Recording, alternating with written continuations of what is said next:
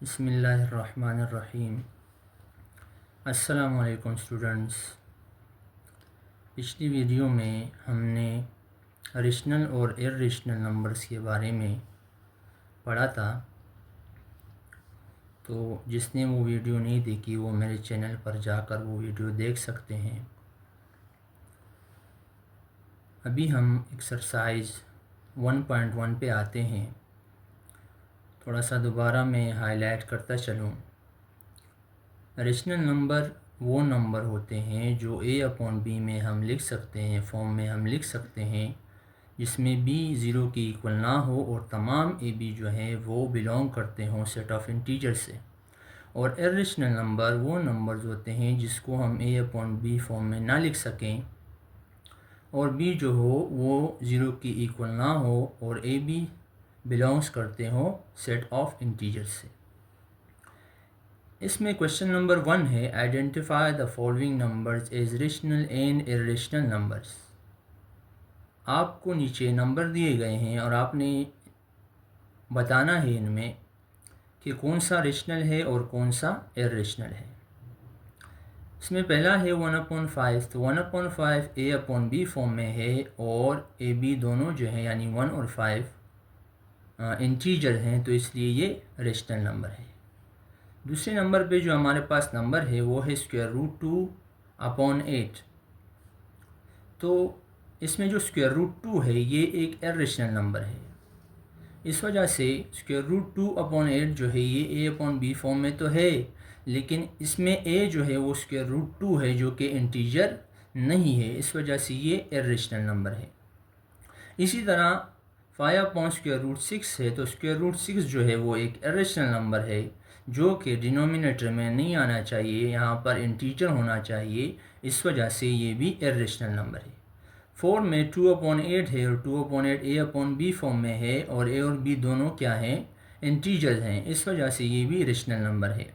1/√3 में √3 जो है ये इर्रेशनल नंबर है, लिहाजा ये नंबर भी इर्रेशनल नंबर है। √8 जो है ये इर्रेशनल नंबर है क्योंकि √8 की जो वैल्यू आएगी वो होगी non recurring non terminating decimal fraction, इस वजह से ये भी क्या है, इर्रेशनल नंबर है।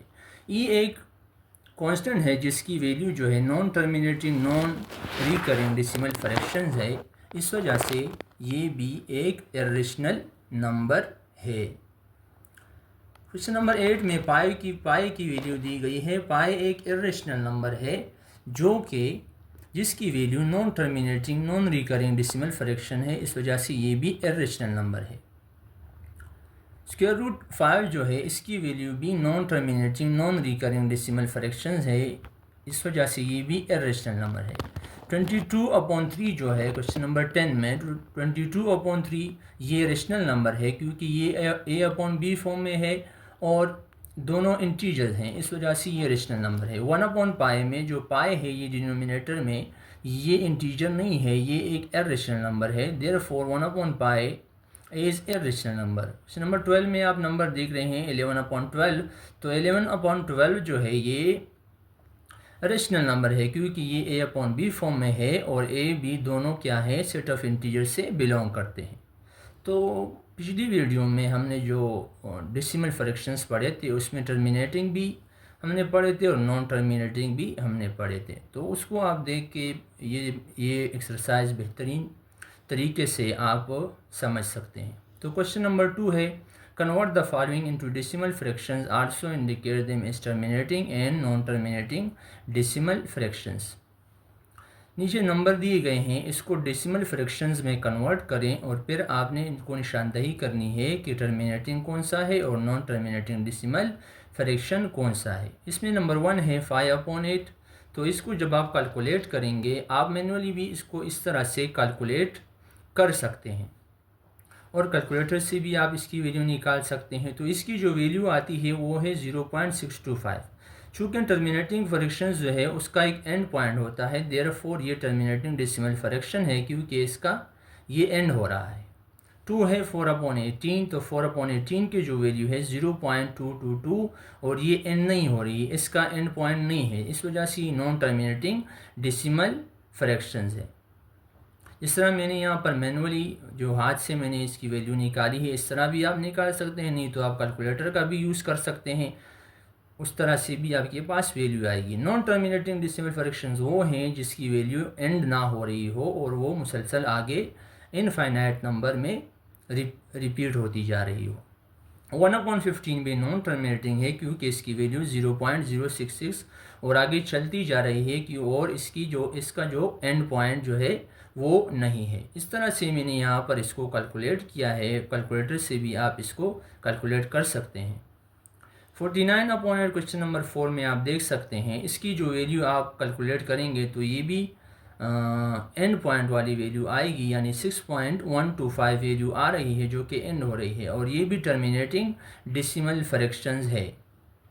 207/15 में जब हम इस फ्रैक्शंस को, क्वोशंट फ्रैक्शन को हम डेसिमल फ्रैक्शन में चेंज करते हैं तो ये 13.8 आता है जो कि एक एंड पॉइंट वैल्यू है, और ये भी टर्मिनेटिंग डेसिमल फ्रैक्शंस है। इसका लास्ट जो क्वेश्चन है वो है 50/76। तो 50/76 जो है ये इसकी वैल्यू जो है वो non terminating non recurring decimal fractions है, या नॉन टर्मिनेटिंग हम सिर्फ कह सकते हैं, जिसकी वैल्यू जो आगे है वो रिपीट होती जा रही है, जिसका एंड पॉइंट नहीं है, लिहाजा ये भी क्या है, नॉन टर्मिनेटिंग डेसिमल फ्रैक्शंस है। ठीक है फ्रेंड्स, ठीक है स्टूडेंट्स, तो ये एक्सरसाइज 1.1 था जिसमें हमने क्वेश्चन नंबर 1 और क्वेश्चन नंबर 2 को हमने देख लिया। तो please like and subscribe my channel.